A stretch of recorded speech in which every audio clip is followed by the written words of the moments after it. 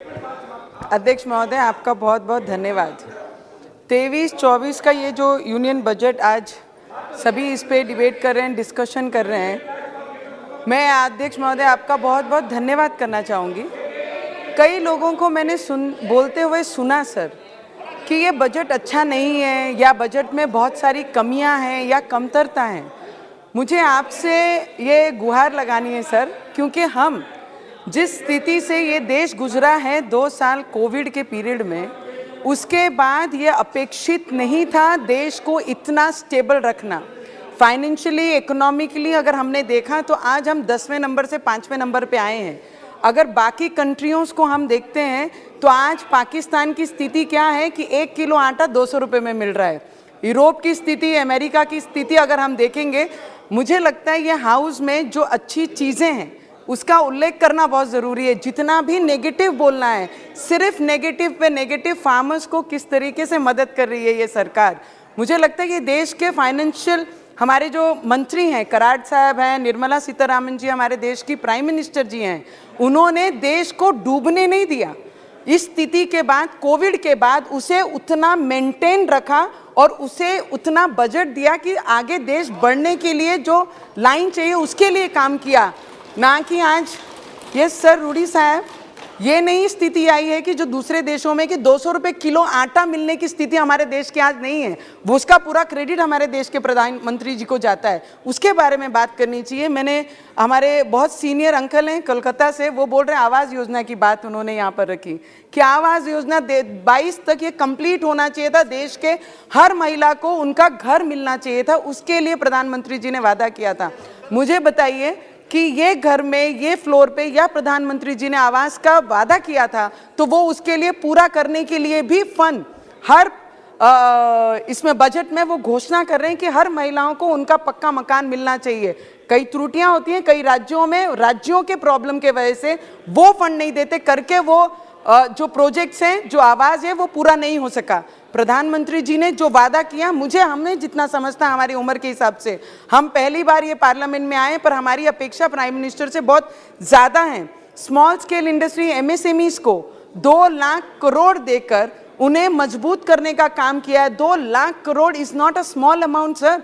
Covid के बाद इतनी अपेक्षा नहीं थी कि स्मॉल स्केल इंडस्ट्रीज को, एमएसएमई को इतना मजबूत करने के लिए इतना बड़ा फंड देके उन्हें जो टैक्स में रिलैक्सेशन दिया है। कुछ त्रुटियां, कुछ प्रॉब्लम्स हैं कि आने वाले समय में वो प्रॉब्लम्स हमें एमएसएमई वालों के लिए सॉल्व करना चाहिए।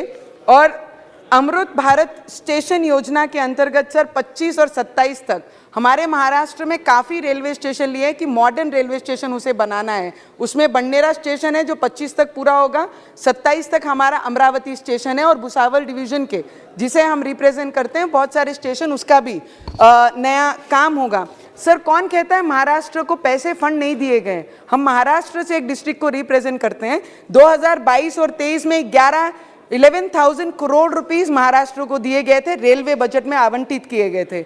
और 23 और 24 में 13,500 करोड़ रुपीस दिया है। तो कौन कहता है बजट में हम नीचे गए? बजट में हमने बढ़ोतरी की है, हमने बढ़ाकर हमारे राज्य को बजट दिया। इरिगेशन में सर महाराष्ट्र को 800 करोड़ दिया गया है, रूरल कनेक्टिविटी को 400 करोड़ रुपए दिए गए हैं और क्लाइमेट प्रोजेक्ट्स के लिए महाराष्ट्र में 585 crore rupees, ministry of urban project के लिए 786 करोड़ सर, स्टेट को हेल्प करने के लिए 1,30,000 करोड़ का एक बैलेंस अमाउंट बनाया। जितनी स्टेट मांगेगी उसके अकॉर्डिंगली राज्य सरकार को केंद्र सरकार देगी। उसके लिए मैं केंद्र सरकार का दिल से बहुत बहुत धन्यवाद करती हूँ सर।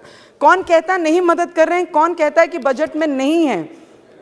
सर हमारे बंडेरा में वैगन कारखाना है जिसका प्रोजेक्ट ऑलमोस्ट 90% कंप्लीट हो गया है। उसके लिए 23-24 के बजट में 40 करोड़ से भी ज़्यादा हमारे वैगन कारखाने को मिला है। तो मैं आपसे विनती करूंगी कि उसका भी जल्द से जल्द लोकार्पण करके वहाँ पर रोजगार की एक लाइन शुरुआत की जाए, उसके लिए मैं आपसे विनती करूंगी।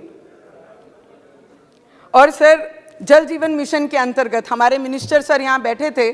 जल जीवन मिशन में हमारे रूरल एरियाज़ में और ट्राइबल एरिया में जब कभी किसी ने नल से जल मिलने की नाम भी कभी नहीं सुना था, हर गांव में हर ट्राइबल क्षेत्र में हर घर में नल की योजना, वहाँ पे पानी की टाकी, जो पाइपलाइन का काम, ये जल मिशन के अंतर्गत हो रहा है। और सुबह ही हमारे मंत्री महोदय ने यहाँ पर हमारे उप मुख्यमंत्री डिप्टी सीएम साहब की तारीफ की कि जिस तरीके से हमें राज्यों का अपेक्षित है केंद्र को साथ देना, उसी तरीके से उससे कई ज़्यादा साथ हमारे देवेंद्र फडणवीस जी दे रहे हैं। और जल जीवन मिशन का जो टारगेट है वो महाराष्ट्र में पूरा करने का प्रयत्न वो कर रहे हैं। एयरपोर्ट में सर 75 सालों में जो एयरपोर्ट के नंबर्स भी पूरे नहीं कर सके, ये 8 वर्षों में ये सरकार ने उतने नए एयरपोर्ट बनाने की घोषणा ये अपने इस बजट में की है। तो मुझे लगता है हमारे जैसे क्षेत्र, रूरल क्षेत्रों से आने वाले लोगों को अमरावती क्षेत्र के लिए 75 करोड़ रुपया पिछले साल दिए हैं। तो मैं सिर्फ विनंती करूंगी जल्द से जल्द उसका काम पूरा हो,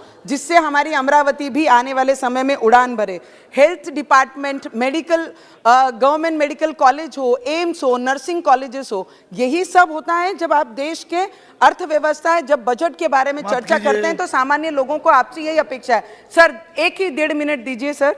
तो टेक्सटाईल पार्क मी कराड साहेबांना विनंती करन की मागच्या वर्षी जो लास्ट टाइम पे हमारे देश के प्राइम मिनिस्टर जी ने टेक्सटाइल पार्क घोषणा की थी कि कई राज्यों में, कई डिस्ट्रिक्टों में हम टेक्सटाइल पार्क देंगे। हमारा क्षेत्र कपास उत्पादन करने वाला क्षेत्र है, जिला है, तो टेक्सटाइल पार्क की हमने वहाँ से भी डिमांड की है। महाराष्ट्र से भी रिकमेंडेशन हमारी आप तक, सेंट्रल गवर्नमेंट तक आई है। तो आपने अगर वो दिया तो हमारे यहाँ पे रोजगार के बहुत सारे साधन उपलब्ध होंगे और किसानों को बहुत बड़ी मदद होगी।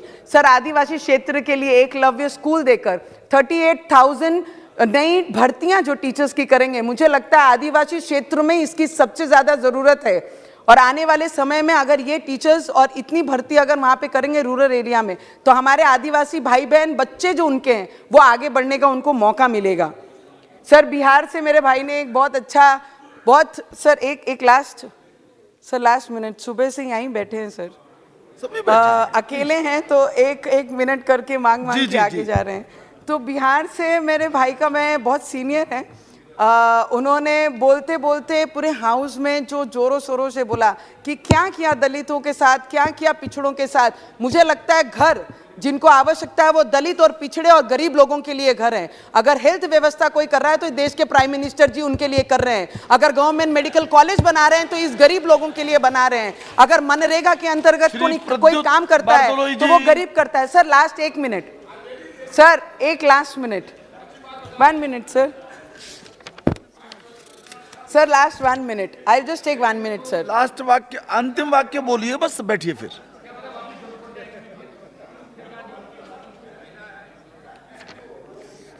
सर किसान भाइयों के लिए हमने पिछली बार प्राइम मिनिस्टर जी के जन्मदिन पर जब क्षेत्र हमारा शुरू था तब मैंने कहा था 6,000 जो हमारे किसानों को मिलता है वर्षाना, उसको बढ़ाकर 12,000 रुपए कर दिया जाए। तो मैं विनती करूंगी कि नेक्स्ट बजट में उनको ये दिया जाए। सर मेरा सपोर्ट तो ले लीजिए सर, ये यूनियन बजट के लिए मैं फुल हार्टेड हमारी फाइनेंस मिनिस्टर को, हमारे देश के प्राइम मिनिस्टर जी को फुल दिल से सपोर्ट करते हैं। और budget speech, I heard her with rapt attention.